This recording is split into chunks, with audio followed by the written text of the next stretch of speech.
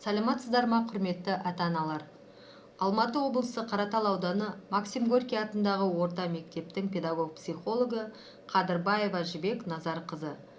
Қашықтықтан оқытуда әр ата-ананы жаңашылдық арнасына бағыттап, бала денсаулығын сақтап, сапалы, нәтижелі білім беруді ұйымдастыруда психологиялық қолдау көрсету мақсатында өз кеңесімді сіздерге ұсынамын. Төрткүл дүниені алаңдатқан жұқпалы тәж вирусы инфекциясының пайда болуы мен таралуына жол бермеу мақсатында жүргізіліп жатқан үкіметіміздің жаңа ұстанымдары білім беру жүйесінен күн сайынғы денсаулық сақтау, экономикалық, әлеуметтік және мәдени өзгерістерге мейлінше бейімделуді талап етеді. Сондықтан өз шәкірттеріне сапалы, нәтижелі білім беруді мақсат еткен әр ұстаз өз тәжірибесін жаңашылдық арнасына бағыттап, әр әдісін тиімді қолдануда. Оқу үдерісін ұйымдастырудың жаңа формасының бірі қашықтықтан оқыту технологиялары арқылы оқыту. Қашықтықтан оқыту дегеніміз мұғалім мен оқушы арасында қандай да қашықтықта интернет ресурстарының сүйемелдеуімен өтілетін оқытудың формасы. Яғни интернет желілерінің көмегімен белгілі бір арақашықтықта оқыту. Жаңа режимде жұмыс істеу ата-ана үшін де, педагогтар мен балалар үшін де оңай шаруа емес. Біраз күш-қуатты талап етеді. Құрметті ата-аналар, қашықтықтан оқыту барысында ең алдымен өзіңіз және балаңыз үшін күн тәртібін бекітіп алыңыз.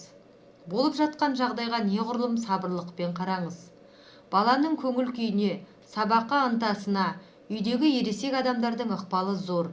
Балаңызға сабақ оқу барысында барынша қолайлы жағдай жасасаңыздар, сіздің қолдауыңызды сезінген бала да айналасына қажеттілігін сезініп, қадірлі екеніне көзі жете отырып, оқытудың жаңа формасына жеңіл бейімделіп, сабаққа деген ынтасы артып, өміріне мән бітеді.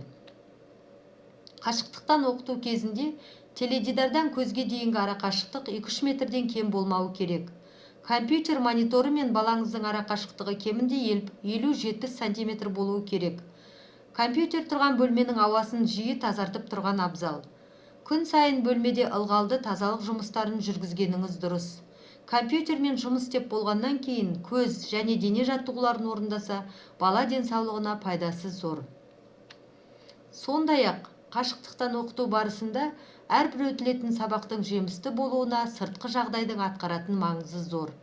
Адамның кез келген мақсатты іс-әрекеті зейін арқылы жүзеге асатындығын ескере отырып, баланың сабағына қатысы жоқ әуен, шу, қажетсіз әңгімелер, тағы да басқа іс-әрекеттер арқылы баланың зейінін басқа жаққа аудармай, сабақ оқуға қолайлы жағдай туғызу қажет.